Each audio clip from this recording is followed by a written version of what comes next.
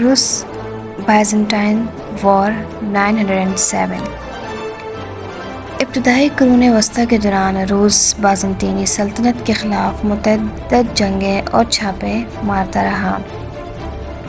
ایک بات یہاں کلیئر کرتی چلوں کہ روس بیسیکلی پہلے روس کہلاتا تھا۔ 907 میں روسی افواج نے مختصر طور پر قسطنطنیہ پر حملہ کیا۔